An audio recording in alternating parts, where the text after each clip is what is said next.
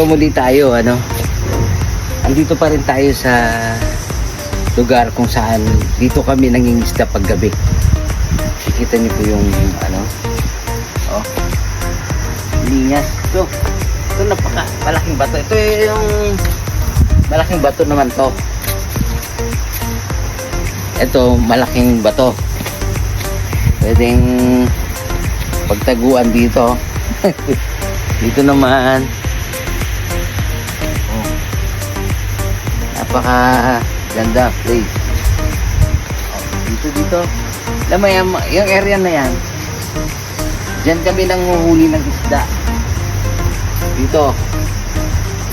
Yan, napaka gandang paghulian ng isda yung mga to. Pakalawak na paghulian ng isda. Ito talaga yung napakaganda dito. Madaling makahuli ng ulam. Kung pang ulam-ulam lang, napakabilis dito. Dito yung pag gusto magmuni-muni, itong area na to, napakasarap. Napakasarap tignan ang area. Napaka fresh tignan lang. Hangin. Pwedeng mamana dito ang gabi. Napakasarap dito talaga.